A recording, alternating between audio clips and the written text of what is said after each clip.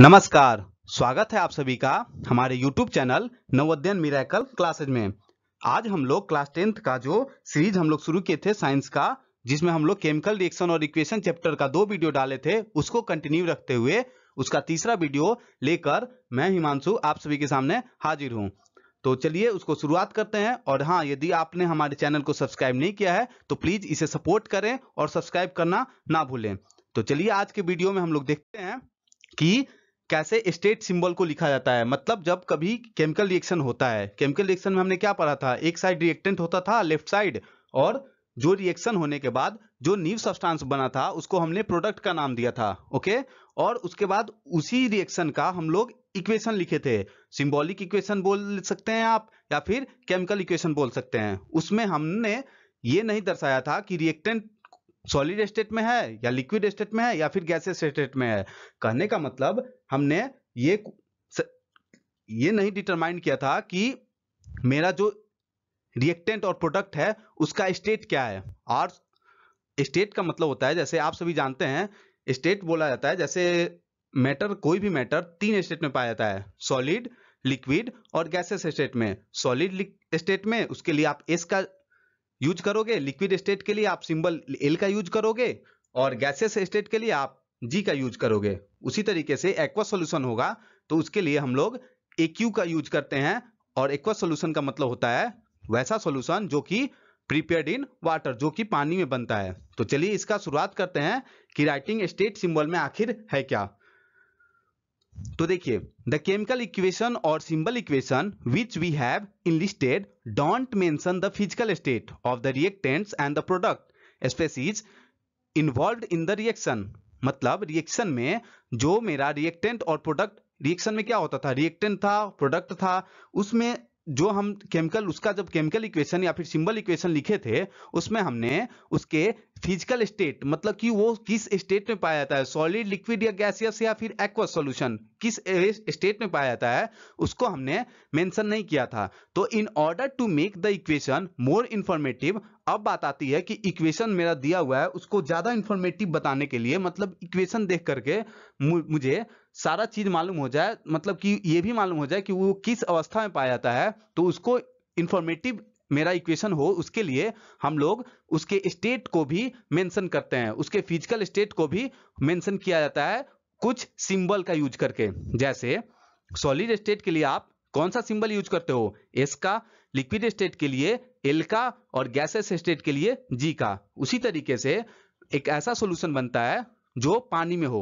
यहाँ पे लिखा हुआ है सॉल्यूशन प्रिपेयर्ड इन वाटर, मतलब वैसा सॉल्यूशन जो पानी में बने, उस मतलब एक्वा सॉल्यूशन, उसी को कहा जाता है एक्वा सॉल्यूशन। तो एक्वा सॉल्यूशन के लिए आप कौन सा सिंबल यूज करोगे, ए क्यू का। आप देखोगे एग्जांपल के थ्रू कि एक्वा सॉल्यूशन जब कभी बनता है तो उसके बगल में ए क्यू का सिंबल रहता है, गैसेस स्टेट को दर्शाने के लिए जी का यूज, लिक्विड स्टेट को दर्शाने के लिए एल का, और सॉलिड स्टेट को दर्शाने के लिए एस का यूज करते हैं। ओके, फिर आगे है sometimes a gas is involved in A reaction is shown by the symbol. ये देखो, आप सिंबल देख रहे हो, ये एक एरो है जिसका पॉइंटिंग किस तरफ है, ऊपर की तरफ है। मतलब जब कभी रिएक्शन में गैस का इवोल्यूशन होता है, मतलब गैस बाहर आती है, तो आप क्या यूज करते हो, गैस इवॉल्व होता है तो उसको दर्शाने के लिए हम यूज करते हैं एक एरो का, जिसका पॉइंटिंग किधर होता है, ऊपर की तरफ, यही लिखा हुआ है, उसका हम सिंबल दर्शाते हैं बाय एन एरो, एरो के द्वारा, जिसका पॉइंटिंग होता है अपवर्ड, ऊपर की तरफ। सिमिलरली उसी प्रकार से जब प्रेसिपिटेट बनता है, मतलब कि केमिकल इक्वेशन हुआ, केमिकल रिएक्शन हुआ, उसका जब हम केमिकल इक्वेशन लिखे तो उसमें एक हमको प्रेसिपिटेट के रूप में प्रोडक्ट जो बना मेरा, उसमें हमको प्रेसिपिटेट मिला, तो वो जो प्रेसिपिटेट मिला उसका सिंबॉलिक दर्शाने के लिए कि हाँ ये जो है मेरा प्रेसिपिटेट है, इसको दर्शाने के लिए हम एक सिंबल यूज करते हैं, उसके लिए भी हम एरो सिंबल का ही यूज करते हैं। बस डिफरेंस यही रहता है कि गैस जब इवॉल्व होता है तो उसका जो एरो होता है उसका पॉइंटिंग ऊपर की तरफ रहता है, और जो मेरा प्रेसिपिटेट बनता है उसका एरो का जो पॉइंटिंग होता है डाउनवर्ड, मतलब नीचे की तरफ रहता है। यही डिफरेंस है। मतलब अभी तक हमने यही देखा कि स्टेट सिंबल के लिए आप क्या यूज करते हो, तो हम सॉलिड के लिए, सॉलिड स्टेट के लिए एस का यूज करते हैं, लिक्विड के लिए एल का, गैसियस के लिए G का और एक्वस के लिए AQ का। फिर जब गैस का इवोल्यूशन होता है रिएक्शन में तो हम एरो का यूज करते हैं जिसका पॉइंटिंग ऊपर की तरफ रहता है, और जब प्रेसिपिटेट का बनना होता है, प्रेसिपिटेट बनता है, तो उसके लिए भी एरो का यूज करते हैं जिसका पॉइंटिंग यहाँ पे नीचे की तरफ रहता है। ओके, चलिए आगे चलते हैं। आगे है The abbreviation PPT is also used to represent a precipitate if formed। यदि कोई केमिकल रिएक्शन हुआ और प्रेसिपिटेट बना तो उसके जगह पे, प्रेसिपिटेट के जगह पे हम उसका संक्षेप रूप, छोटा रूप PPT भी यूज करते हैं। PPT लिख देने से मेरा ये हो जाता है कि वो क्या है, मेरा प्रेसिपिटेट बना। जैसे आप ये एग्जाम्पल देखो, 3 एग्जाम्पल से आपका क्लियर हो जाएगा। बगल में आपका स्टेट भी लिखा हुआ है कि किस अवस्था में पाया जाता है वो भी, और गैस के इवोल्यूशन में, गैस का इवोल्यूशन यहाँ पे देखो आप, हाइड्रोजन गैस का इवोल्यूशन हो रहा है। कैसे पता चल रहा है कि हाइड्रोजन गैस का इवोल्यूशन हो रहा है? क्योंकि आप देख रहे हो जो मेरा यहाँ पे एरो है उसका पॉइंटिंग अपवर्ड है, और अभी हमने पढ़ा था कि पॉइंटिंग अपवर्ड जो होता है वो किसको दर्शाता है, वो गैस के इवोल्यूशन को दर्शाता है। और यहाँ पे आप देख रहे हो एक एरो जिसका पॉइंटिंग डाउनवर्ड है, मतलब कि ये दर्शा रहा है कि ये जो है मेरा क्या बन रहा है, प्रेसिपिटेट बन रहा है। तो चलिए पहला एग्जांपल है मेरा, जब सोडियम का आप रिएक्शन वाटर के साथ करवाओगे, सोडियम एस मतलब सॉलिड स्टेट में है, उसका जब H2O लिक्विड स्टेट के साथ रिएक्शन हो रहा है, ये वाला लेफ्ट साइड है मतलब रिएक्टेंट है, तो आपका बन रहा है सोडियम हाइड्रोक्साइड जो कि एक्वस है, मतलब कि एक सॉल्यूशन बना, ये एक एक्वस सॉल्यूशन बना। और इसके साथ साथ हाइड्रोजन गैस का इवोल्यूशन हुआ, जो कि आप यहाँ पे सिंबल के रूप में देख रहे हो एक एरो को, जो कि ऊपर की तरफ उसका पॉइंटिंग है, ये दर्शा रहा है कि गैस का इवोल्यूशन हो रहा है। उसी तरीके से मेरा दूसरा एग्जांपल है कैल्शियम हाइड्रोक्साइड CaOH2 जो कि एक्वस सॉल्यूशन है, उसका जब CO2 गैस उससे पास करवा रहे हैं तो मेरा जो बन रहा है प्रोडक्ट के रूप में CaCO3 मतलब कैल्शियम कार्बोनेट और H2O मतलब लिक्विड। और जो मेरा कैल्शियम कार्बोनेट बन रहा है उसके बगल में आप सिंबल देख रहे हो एक एरो का है जिसका पॉइंटिंग अपवर्ड नहीं होके डाउनवर्ड है, मतलब प्रेसिपिटेट है ये। ओके, और H2O के बगल में L है, मतलब ये लिक्विड स्टेट में है। फिर तीसरा एग्जांपल है AgNO3 सिल्वर नाइट्रेट जो कि एक्वस सॉल्यूशन में है, उससे जब हम NaCl को रिएक्शन करवाएंगे तो मेरा प्रेसिपिटेट के रूप में AgCl मतलब सिल्वर क्लोराइड बनेगा, और NaNO3 sodium nitrate aqueous solution के रूप में मिलेगा।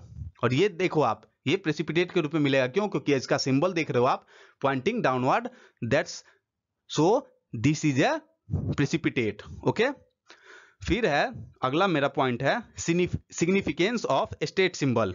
स्टेट सिंबल का क्या सिग्निफिकेंस होता है वो देखते हैं इसमें। The state symbols are of must significance for those chemical reaction which are either accompanied by the evolution of heat or by the absorption of heat, जिसको इंडोथर्मिक का नाम देते हैं। हमने पहले और दूसरे वीडियो में ये भी पढ़ा था, ये भी देखा था कि हीट का इवोल्यूशन होता है, जहां कहीं भी हीट का इवोल्यूशन होता है तो उसको हमने नाम दिया था एक्सोथर्मिक रिएक्शन का, और जहां पे हीट का एब्जॉर्प्शन होता है उसको नाम दिया था हमने इंडोथर्मिक रिएक्शन का।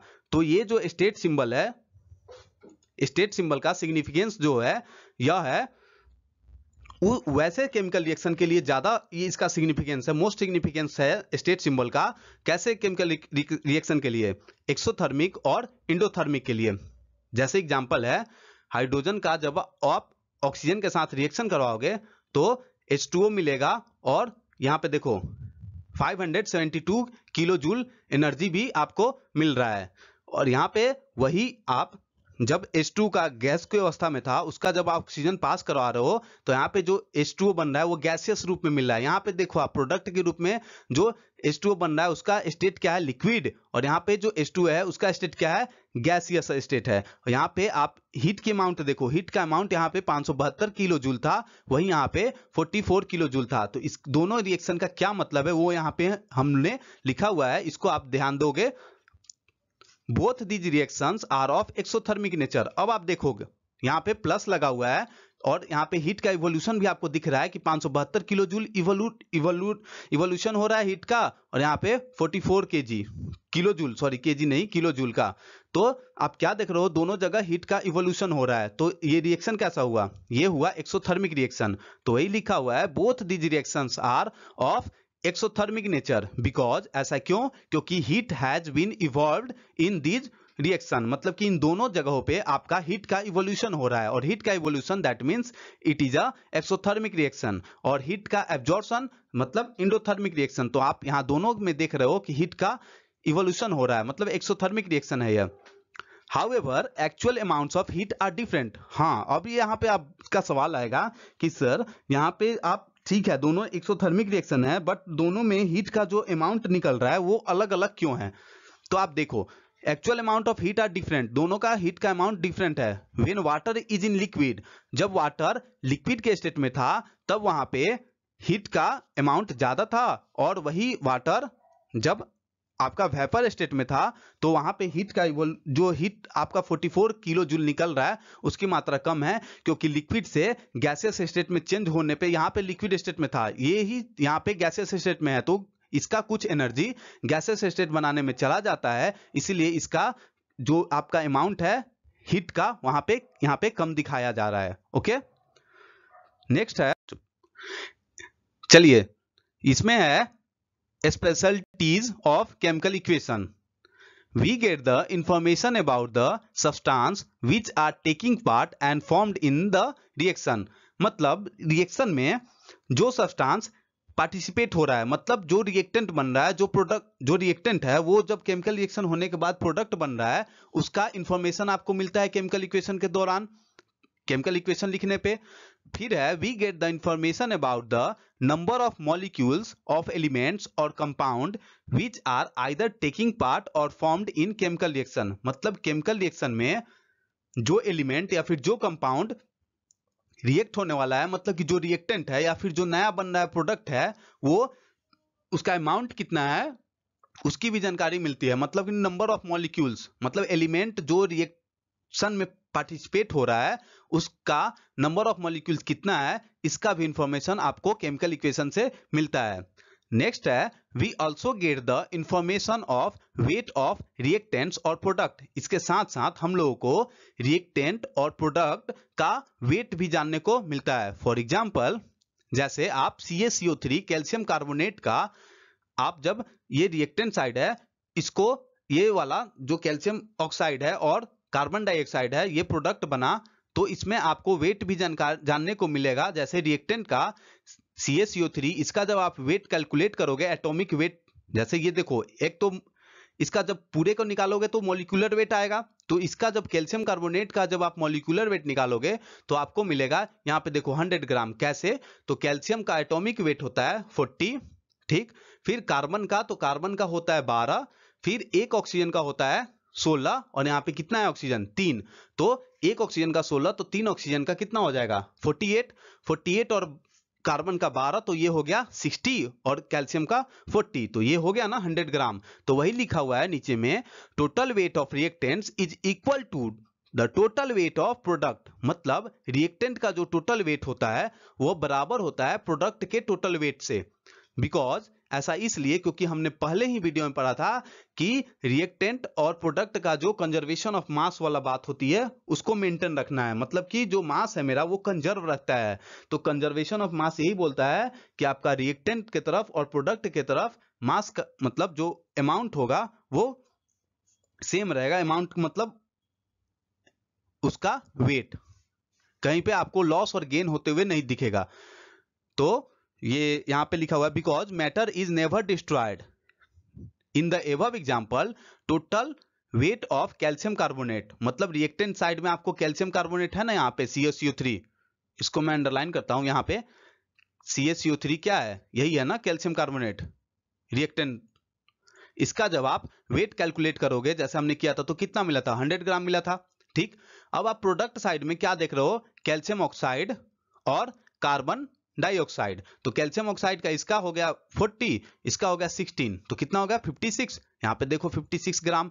इसका जब आप करोगे तो एक कार्बन का 12 और यहाँ पे ऑक्सीजन एक का होता है 16, यहाँ पे 2 है तो 16, एक का 16 तो 2 का 32, तो 32 और 12 44, तो यहाँ पे 56 ग्राम कैल्शियम ऑक्साइड का और कार्बन डाइऑक्साइड का 44 ग्राम। तो ये दोनों को मिलाने से 100 ग्राम आ गया। तो क्या देख रहे हो आप, रिएक्टेंट साइड और प्रोडक्ट साइड दोनों तरफ का वेट जो होगा वो बराबर होगा। फिर चौथा पॉइंट है मेरा, in a chemical equation if any reactant or product is in gaseous state, then its volume can also be determined. मतलब केमिकल इक्वेशन में जब आपका रिएक्टेंट या प्रोडक्ट गैसियस स्टेट में होगा तब उसका वॉल्यूम भी डिटरमाइंड किया जा सकता है. For example, in the above reaction volume of carbon dioxide is 22.4 litre. मतलब ऊपर वाले रिएक्शन में आप देख रहे हो कैल्शियम डाइऑक्साइड जो है वो गैसियस स्टेट में है, तो उसका वॉल्यूम आप बता सकते हो कि कार्बन डाइऑक्साइड का वॉल्यूम कितना है, तो 22.4 लीटर. तो आपका ये सब जो है केमिकल इक्वेशन लिखने से आपको ये सब जानकारी जानने को मिलती है. फिर है in a chemical equation with the help of product we can get information about the valency as well. मतलब केमिकल रिएक्शन हुआ, उसके बाद जो आप केमिकल इक्वेशन लिखे उसमें जो प्रोडक्ट बना उससे आपको ये भी जानने को मिलता है कि उस एलिमेंट का वैलेंसी कितना है. ठीक, कैसे एग्जांपल के थ्रू समझते हैं इसको.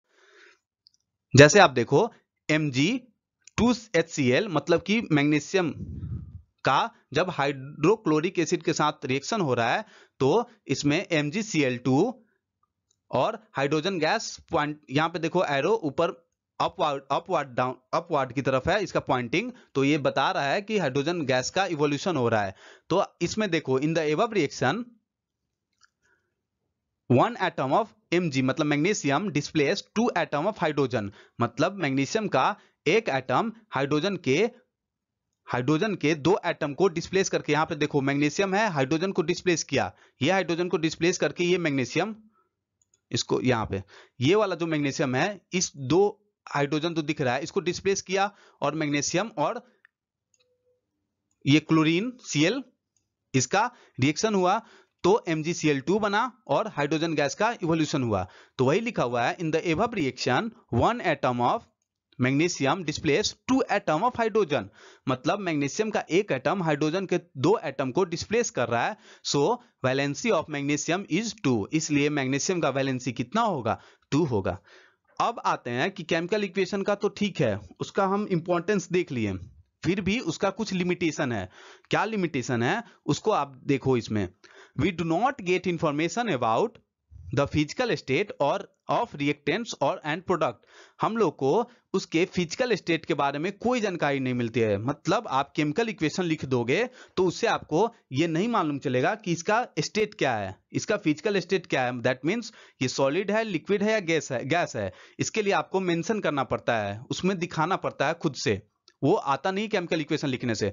For example solid, liquid, gas की जानकारी नहीं मिलती है. दूसरा है इसका limit, no information about the concentration of reactants and product is obtained. मतलब इसके साथ साथ ना ही आपको फिजिकल स्टेट जानने को मिलेगा, ना ही आपका जो रिएक्टेंट और प्रोडक्ट है उसका कंसंट्रेशन भी जानने को इसमें कोई इंफॉर्मेशन उसके बारे में नहीं मिलता है. तीसरा है no information about the speed of reaction. मतलब इसमें रिएक्शन का क्या स्पीड है, किस स्पीड के साथ रिएक्शन हुआ, इसका भी कोई सेंस नहीं मिलता है.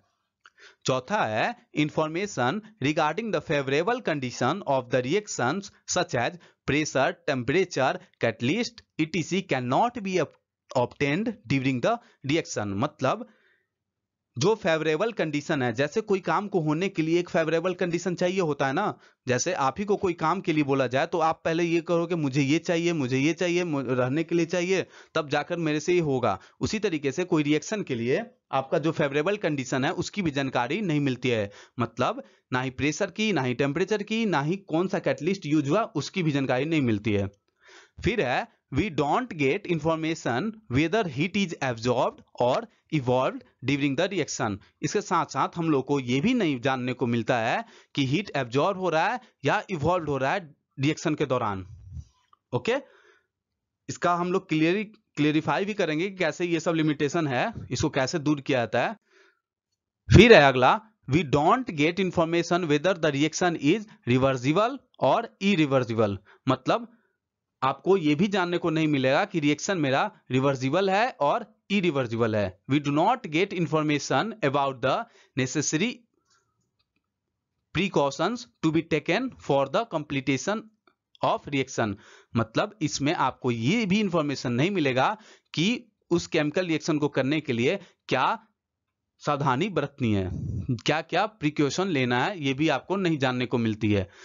The above limitation are rectified in the following manner, मतलब अब ऊपर का जो ये 5-7 आप जो लिमिटेशन देखे हो उसका रेक्टिफाइड कैसे करोगे, उसका यहाँ पे नोट डाउन हमने कर रखा है। इसको आप लोग भी अपने नोटबुक में पॉइंट आउट करना, ये आपका एक बेहतर नोटबुक बनेगा।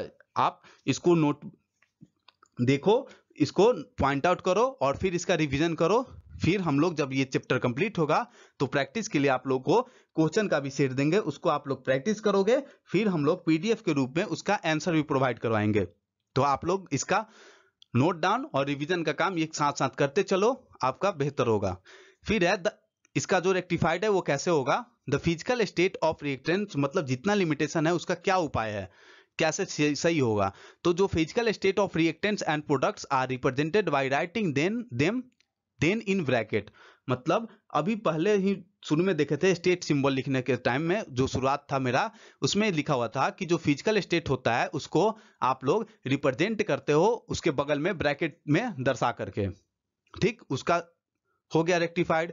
दूसरा है कि जो प्रेसिपिटेट बनता है उसकी भी जानकारी नहीं मिलती है कि इसमें से कौन सा प्रेसिपिटेट है कौन सा क्या है, उसके लिए भी आप सिंबल यूज करते हो खुद से। तो वही लिखा हुआ है, the precipitate formed in the reaction is represented by a arrow pointing downward symbol and gases substance by also an arrow pointing upward, मतलब प्रेसिपिटेट का जो बनता है, प्रेसिपिटेट का फॉर्मेशन होता है उसका भी आप रिप्रेजेंट करवाते हो सिंबल के थ्रू, और गैसेस जो सब्सटेंस बनता है उसका भी आप सिंबल के थ्रू आप उसका नोट करवा, मतलब आप दर्शाते हो कि ये गैसेस सब्सटेंस का इवोल्यूशन हो रहा है। फिर है तीसरा, टू एक्सप्रेस द कंसंट्रेशन, मतलब उसका कंसंट्रेशन बताने के लिए कि वो मेरा डाइल्यूट है या फिर कंसंट्रेटेड है, उसके नीचे में आपका सिंबल के नीचे में आपको दर्शाना पड़ता है। जैसे आप ये एग्जांपल देखो, ये वाला एग्जांपल, मैग्नीशियम का जब आप H2SO4 सल्फ्यूरिक एसिड के साथ रिएक्शन कराओगे तो ये जो सल्फ्यूरिक एसिड है इसका कंसंट्रेशन क्या है, ये कौन से अवस्था में है, कंसंट्रेटेड है या फिर डाइल्यूट है, तो ये आपका नीचे में आपको दर्शाना पड़ेगा कि ये डाइल्यूट है। ओके, तो ये आप खुद से ऐड करके इसका लिमिटेशन को रेक्टिफाइड करोगे। तो इसका प्रोडक्ट के रूप में बना MgHO4 और H2O गैस का इवोल्यूशन। फिर है favourable condition required for the completion of reaction are written above and below the arrow, मतलब आपका जो रिएक्शन होता है उसमें जो था ना कि उसका जो फेवरेबल कंडीशन होता है, मतलब उसका जो फेवरेट कंडीशन, मतलब कि जिसमें वो तेजी से रिएक्शन पूरा करे, उसका भी जानकारी नहीं मिलता है। तो उसके लिए भी हम एग्जांपल के रूप में अभी दिखाते हैं कि कैसे उसको जो एरो होता है उसके ऊपर या फिर नीचे लिख करके उसका रेक्टिफाइड करते हैं। जैसे आप देखो यहाँ पे N2 और 3H2O ये रिएक्टेंट साइड है, मतलब इन दोनों का रिएक्शन हो रहा है और बन रहा है प्रोडक्ट के रूप में 2NH3 और ये 22,400 कैलोरी हीट का इवोल्यूशन हो रहा है।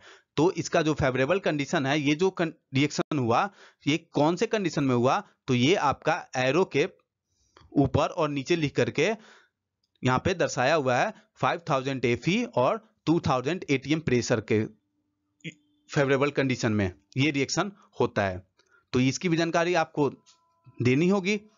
फिर है reversible reaction is represented bye symbol, मतलब ये रिवर्सिबल रिएक्शन है, इसका भी आप कैसे दर्शाओगे, तो इसके लिए भी आप सिंबल यूज करके, जैसे देखो आप एरो का एक एरो इस तरफ और एक एरो इस तरफ, इससे आपको ये आप कहीं भी देखोगे तो आप समझना कि ये रिएक्शन कैसा है, मतलब रिवर्सिबल है, मतलब इसका दोबारा रिएक्टेंट से प्रोडक्ट बनाया जा सकता है, और जैसे ये रिएक्टेंट है इससे प्रोडक्ट और प्रोडक्ट से आप रिएक्टेंट भी बना सकते हो, यही है इसका सिंबल।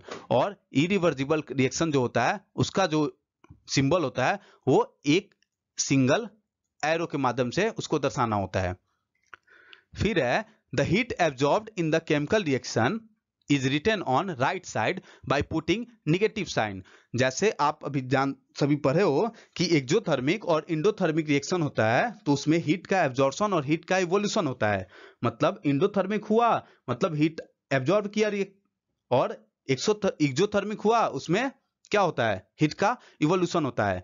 तो हीट इवोल्यूशन कर रहा है, मतलब एक्सोथर्मिक रिएक्शन है या फिर इंडोथर्मिक रिएक्शन है, उसकी भी जानकारी आप लोग साइन के माध्यम से, सिंबल के माध्यम से दोगे। कैसे? द हीट एब्जॉर्ब्ड, यहां पे ये the heat absorbed in the chemical reaction is written on right side by putting negative sign। मतलब जब केमिकल रिएक्शन आपका इंडोथर्मिक हो, मतलब एब्जॉर्प्शन, हीट का एब्जॉर्प्शन हो, तो उस समय आप राइट साइड मतलब प्रोडक्ट साइड में आप निगेटिव साइन का यूज करके जितना अमाउंट में आपका हीट एब्जॉर्ब हुआ उसको आप लिखोगे और निगेटिव साइन दोगे, तो आपका देखते ही समझ में आएगा कि ये रिएक्शन मेरा कैसा है। तो ये रिएक्शन मेरा absorption of heat, that means endothermic reaction. And heat evolved in the chemical reaction is written on the right side by putting positive sign। और जब केमिकल रिएक्शन हो और उसमें हीट का इवोल्यूशन हो, दैट मीन्स एक्सोथर्मिक रिएक्शन हो, तो उस समय आप प्लस साइन का सिंबल, प्लस साइन का, पॉजिटिव साइन का आप यूज करोगे। जैसे आप इस एग्जांपल में देख सकते हो, ये नीचे के दोनों एग्जांपल में N2 3H2O का जब रिएक्शन हो रहा है, ये ऊपर वाला एग्जांपल है, आप देख रहे हो ना, प्लस का साइन है, प्लस का साइन है मतलब कैसा होगा, और यहाँ पे 22,400 कैलोरी का जो हीट क्या हो रहा है, प्लस साइन है, तो हीट का एब्जॉर्प्शन क्या, इवोल्यूशन, हीट का इवोल्यूशन हो रहा है, हीट बाहर जा रहा है, तो हीट बाहर जा रहा है, दैट मीन्स एक्सोथर्मिक रिएक्शन। और प्लस का साइन यही दर्शाता है कि ये रिएक्शन कैसा है, एक्सोथर्मिक रिएक्शन। वही दूसरा एग्जांपल है N2 और O2 का जब रिएक्शन हो रहा है, तो 2NO माइनस का साइन है, तो ये माइनस का साइन स्पेशली किस बात को दर्शा रहा है, यह दर्शा रहा है कि ये मेरा जो रिएक्शन हुआ वो इतना अमाउंट में हीट को क्या किया है, एब्जॉर्ब या इवॉल्व किया है। तो नहीं, यहाँ पे माइनस साइन है, तो ये बता रहा है कि हीट का एब्जॉर्प्शन हुआ है, दैट मीन्स ये रिएक्शन कैसा है, तो ये रिएक्शन मेरा इंडोथर्मिक रिएक्शन है। तो चलिए यहां तक हम लोग समझ गए थे। चलिए आज के लिए इतना ही है, और नेक्स्ट वीडियो में हम लोग देखेंगे कि टाइप्स ऑफ केमिकल रिएक्शन के बारे में देखेंगे कि डबल डिस्प्लेसमेंट रिएक्शन क्या होता है, डिस्प्लेसमेंट रिएक्शन क्या होता है, कॉम्बिनेशन रिएक्शन क्या होता है, ये सब बारे के, इन सब टाइप्स ऑफ रिएक्शन को डिटेल में पढ़ेंगे। और वो जब खत्म हो जाता है तो हम लोग प्रैक्टिस सेट देंगे, जिसको आप लोग करोगे, और करने के बाद आप लोग कमेंट में कमेंट करोगे कि कौन सा क्वेश्चन मतलब नहीं बना, उसका पीडीएफ मिलेगा, बट आपके प्रैक्टिस सेट आपका बन जाएगा। उसके बाद साथ साथ दे देने से वो यही होगा कि आप तो वहां पे आंसर पड़ा हुआ है, आप देख लोगे। इसलिए आप जब प्रैक्टिस सेट जब मिलेगा उसका प्रैक्टिस कर लोगे, तो अगले दिन आपका पीडीएफ फॉर्म में आंसर भी आपको दे दिया जाएगा। तो चलिए, यदि हमारा यह वीडियो अच्छा लगा हो तो प्लीज इसे लाइक, शेयर और सब्सक्राइब जरूर करें। Thank you.